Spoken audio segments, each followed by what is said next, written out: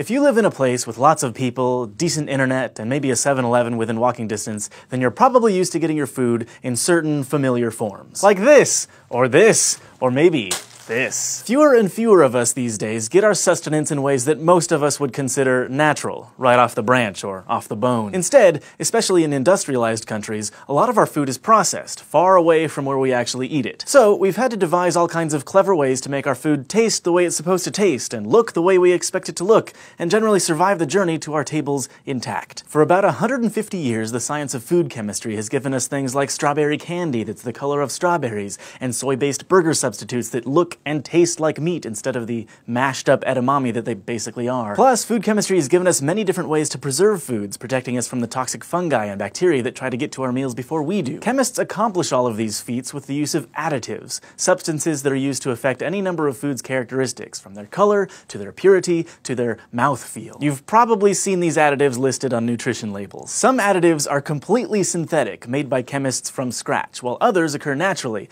though you might be surprised by how they're grown and harvested. And maybe you're wary of having some of these compounds in your food, which is understandable since none of us really knows what this means. But for whatever it's worth to you, all of the 3,000 plus additives found in food in the US are listed by the Food and Drug Administration as GRAS, or Generally Recognized as Safe. Now, the most common kinds of additives, artificial flavorings, are really their own branch of food science. In order to answer questions like why there's really no such thing as nacho cheese, or why grape-flavored stuff never actually tastes like grapes, we'd have to get into the chemistry of taste, how the chemical receptors in your nose and mouth work, and how we can fool them. But let's save that for another time. For now, a lot of how food tastes is informed by how it looks. So let's start with the most widely used food coloring in the world, red dye number 40, known in Europe as E129. People in the food industry like to refer to this particular compound as Allura Red, which makes it sound like some kind of sexy nail polish, but considering that this is its full chemical name, I can't say that I blame them. Red dye number 40 is actually made from petroleum, and it's a kind of synthetic azo dye, a compound that contains azo bonds,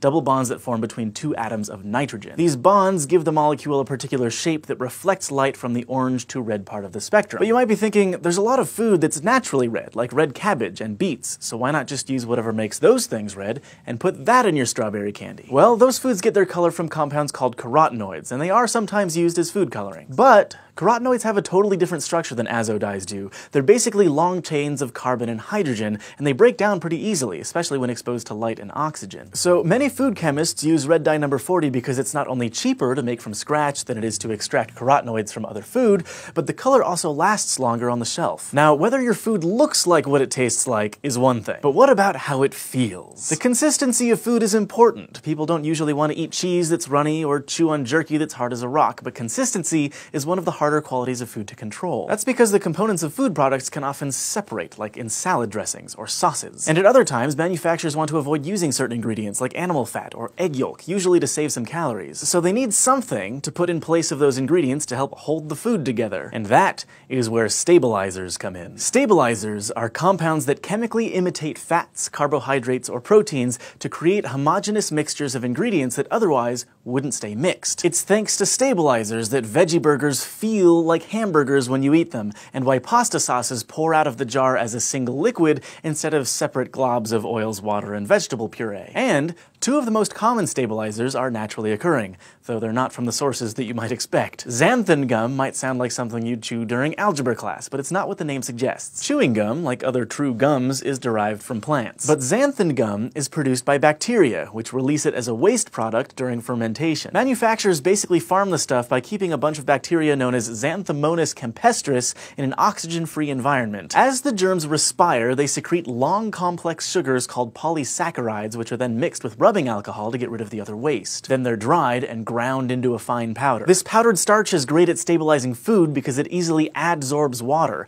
Molecules of xanthan gum attract molecules of water, which bind to it, creating a thick gel-like substance. And this gooey medium is perfect for enhancing what food scientists call mouthfeel. So if you're making a burger out of soybeans or a salad dressing without oil, xanthan gum will fill in the spots where the fat used to be, so your food feels like what your mouth is expecting. But hey, maybe you're not so keen on bacterial excrement. Maybe you'd prefer seaweed. Another one of the most commonly used stabilizers in food is carrageenan, which is basically just ground up red seaweed, a type of algae. Like xanthan gum, carrageenan is a long, complex polysaccharide, and its curvy helical structure makes it particularly good at binding not only with water, but also with proteins. This makes carrageenan a useful fat replacer in foods like ice creams, soy and almond milk, fake meats, and other foods where proteins make up the bulk of the dish. And it, too, is farmed on an industrial scale. Manufacturers just grow giant pools of red algae where they wash, boil, and dry it until all that's left is the carrageenan starch, which is ground into flour. So not all food additives are synthetic, and this is also true for some of the most common preservatives,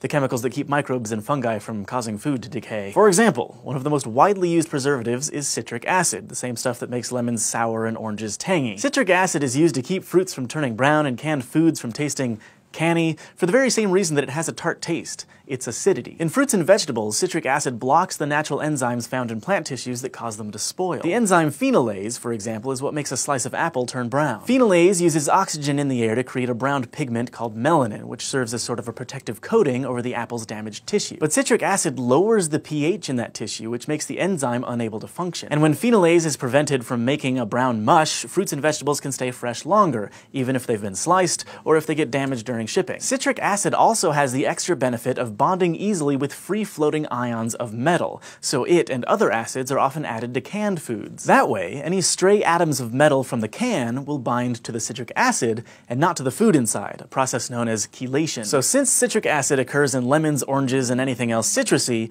making it must be easy. Just squeeze a bunch of fruit and ship it out to the old food factory. Except, not really. The fact is, there are literally not enough lemons and limes in the world to produce all of the citric acid that food manufacturers need. And extracting the acid from fruit is actually really complicated and expensive. So citric acid is mass-produced much like xanthan gum and carrageenan are, but instead of being pooped out by bacteria or mulched out of seaweed, it's excreted by mold. A black fungus known as Aspergillus, which ironically enough is the same stuff that grows on spoiled food, produces citric acid when it metabolizes sugar in a low oxygen environment. So food companies just spread out a bunch of the fungus on a bed of molasses and let it ferment. As the mold metabolizes the sugar, the citric acid is captured and dried into a powder. But the chemistry is a little bit different when it comes to what's probably the world's most commonly used preservative: sodium benzoate. The active ingredient here is really benzoic acid, a naturally occurring acid that's found in things like plums and cranberries. In large enough amounts, benzoic acid can kill fungi like yeasts and many kinds of bacteria by blocking the enzymes that they need to survive. So it's really handy for preserving foods that are already a little bit acidic on their own, like sauces, dressings, juices, jellies, and condiments. But benzoic acid doesn't dissolve in water, so food chemists have to stash it inside something that does. So they make a salt of benzoic acid by reacting it with sodium hydroxide, also known as lye or caustic soda,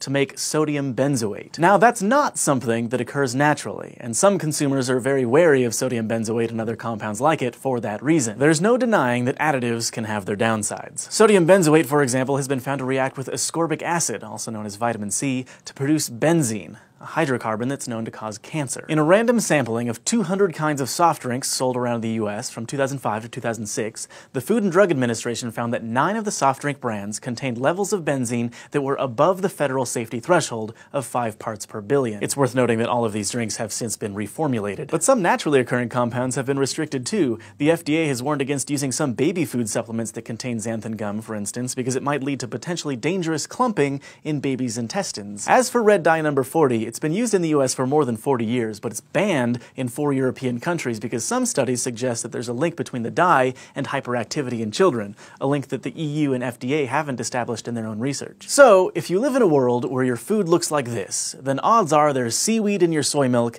and petroleum byproducts in your candy. Thanks to food chemistry, your eyes, mouth, and stomach will never know the difference. Thanks for watching this episode of SciShow, brought to you by our patrons on Patreon. If you want to help us keep making videos like this, check out patreon.com/scishow, and don't forget to go to youtube.com/scishow and subscribe.